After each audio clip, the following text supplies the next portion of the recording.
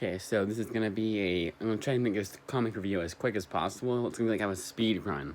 Where I'm just gonna go like very quick reviews, not be like, oh, so this book is written by and published by McGraw-Hill, and the storyline is like, I never do that anyways, but I feel like I do prattle on sometimes, but I did want to make this video quick. So a quick little update before I can do it. I can always do the next video because I'm going to be uploading 2 videos before this happens. But next Saturday, in fact, is my birthday. And either way, I'm going to have a video uploaded that day. Because I have books coming in, and they're almost all of them I'm from third-party sellers I want for my birthday, from parents or whatever. And time will tell they all come in when they're supposed to. So, and one of them is like May 23rd to June 1st. So that's bit annoying, but either way, I'm going to count them as my book. I mean, it's kind of like it's kind of nice because I don't know I'm going to get the books from like my cousins and aunts. So those like what I call extended family. So I don't want to get in those. We're not having a party this year, and my sister and her boyfriend are going to be gone on my birthday. They could be going away on my birthday, which I think is so weird. Like if I tried that, I would not get away with it. Like my cousin was camping that weekend, or not camping, but they were going away and I want to go with them. I wouldn't even be able to do that. But anyways, without further ado, let's go. The first up is the kitchen, and this has to, and as far as comic to movie adaptations go, even this failed. This is just a pretty standard by the books crime thriller that should be anything but. Planet Paradise. A very quick and nice little, 30-minute read. If you like sci-fi, you'll like this. And it's, and one thing I do want to mention is the artwork is kind of, very cartoony, so it's kind of like that, I guess you could say laid back. It's kind of it's kind of like I guess you could say it's kind of like Simon Roy. I guess. I don't know. Made in Korea proves that modern comics can still be good, because this came out last year, and it proves that Image Comics can do no wrong, can do almost no wrong. A little closer. The Exorcisters, a nice little surprise that I had no idea that the comic even existed, and sometimes that means the comic is bad. This was not the case here.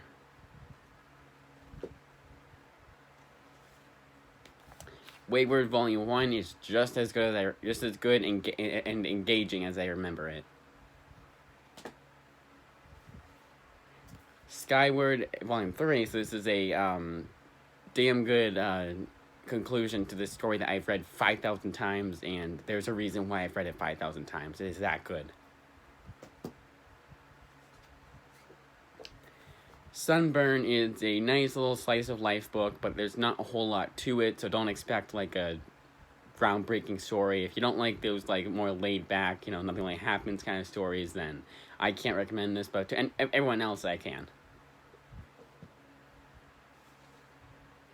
Buffy the Vampire Slayer. I've not watched the show, so I can't say this is a worthy adaptation, but it's still very interesting on its own, and still very engaging. That the characters are written well, and a damn nice surprise. Invisible Kingdom Volume 2. You would have to try to make a comic this boring and uninteresting. I did not care about anything in this book. They could have ended it in the most ludicrous way, and that would be the only thing I'd remember from this book. She Could Fly Volume 2. Everyone says this book is really, really good, and I think it's just okay. But still, I recommend, though. Nevertheless, because, everyone's saying it's good, so. The Death of Doctor Strange. This is how you do comic book events. I did not feel like I had to have read any tie-ins that came out around this time, although there was some things in this book that I was questioning, but not too much, honestly.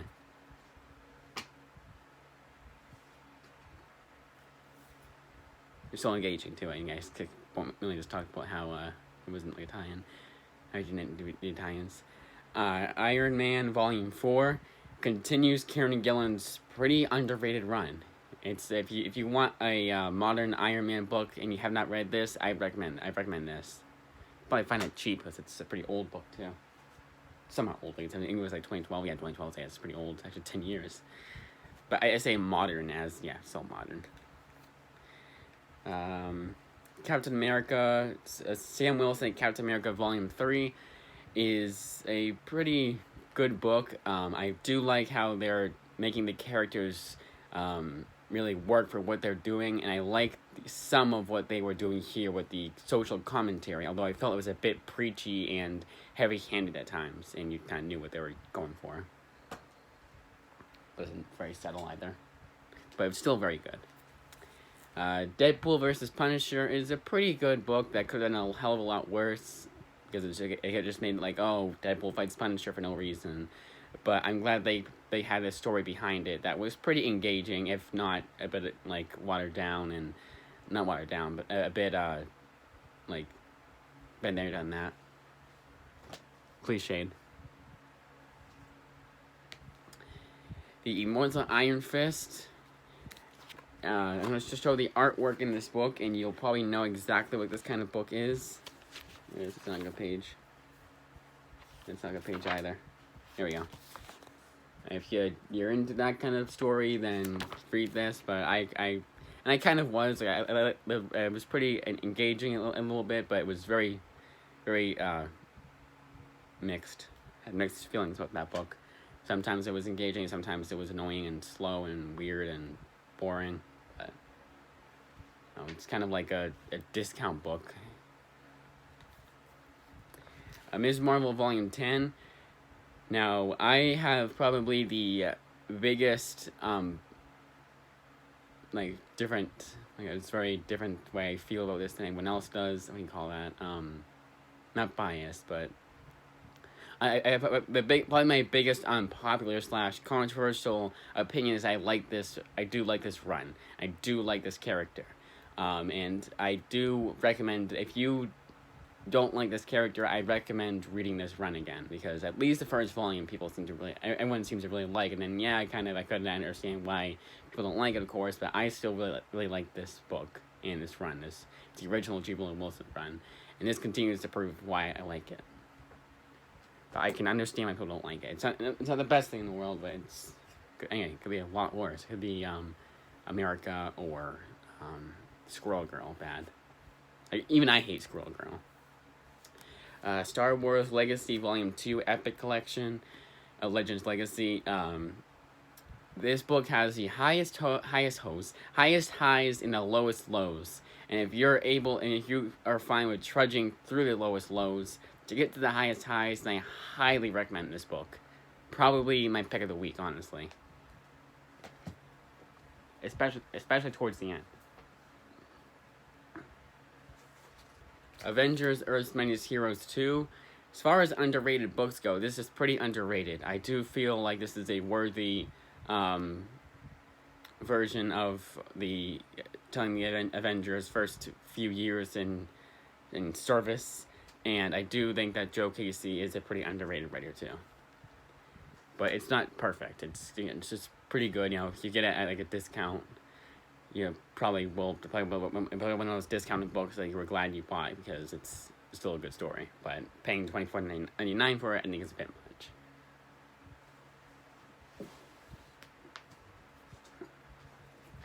Earth 2 Society was a sequel to Earth 2. But as far as sequels go, I didn't feel like I had to read what happened before to understand what was going on here. And it was just alright. It was engaging enough to where I didn't hate it and I wasn't bored with it, but it didn't offer a whole lot that I couldn't get anywhere else. Lobo Volume 1 is the New 52 bastardization of Lobo, but once you get past that, the story is just okay. Everything is just okay in this comic. Only for completists. Batman Year 100. Now, there was a story at the end of this book. Every issue was so damn long that by the time I got to that bonus story, it was like 11 pages. Yeah, I didn't want to read it. Not because this book was bad. It was very, very good. But I was just all Batman Year 100 edited out, if you will. But still a very, very good book that I do recommend. If you like, especially if you like the Dark Knight Returns type stories. And it was not redundant either. It was its own thing, separate from Dark Knight Returns, and you didn't feel like it was too redundant, too similar. Superman's Secret Identity would have been my pick of the week if I didn't exclude the rereads. This is much better than I remember it being, and much more engaging, and probably one of the best modern Superman stories. Greek Street Volume 3, as good as it is confusing, which is very. Sandman Endless Nights, Dream Hunters. I think I am sick of post issue 75 Sandman. Although I did get Death. That was one of the books I'm going to get for this time around. It's probably the last one I read, and I'll probably be done with Sandman. I'll probably watch a Netflix show finally.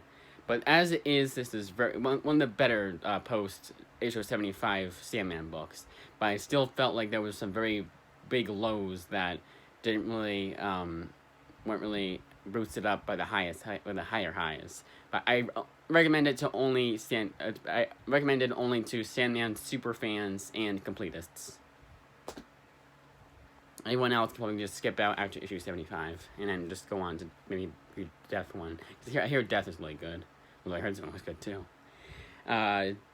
Teen Titans Volume 1 was post New 52 Teen Titans that, it's very redundant. There's so many Teen Titans books out right now that I really can't recommend this book, but if you want a Teen Titans book, you could do a hell of a lot worse than this. I was still pretty, it wasn't too boring for me. I was still engaged and everything, but just kind of autopilot engaged, and when you're just kind of reading it just to read it, to finish it.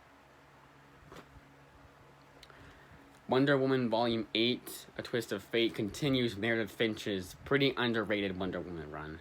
Recommended to people who, especially to completists, but also to Wonder Woman fans too. This is still, while it's not as good as Brian Azzarello's run, it's still a worthy follow-up to his run. That, yes, we could have probably gotten better brighter, but I think we did get enough with this, and it was just engaging enough to warrant a recommend, which I do recommend this. Supergirl Volume 1, The Girl of Steel, probably the best spin-off we could get to the Batman v Superman, or Batman Superman Jeff Loeb run. If you like that, you'll love this. Highly recommend. The Kitchen. If they just adapted this comic to the screen, the movie would have been a hell of a lot more better received. Still a bit redundant. It kind of is a been there, done that kind of book, but it knows what it is, and it gives you what you want. And honestly, there were some surprises in that, and the movie too. Finally, Batman Cacophony. This is a pretty underrated and overhated run. I don't know about this one, but I know the sequel, which I read first. I didn't think I had to read this. I think it was one of those things.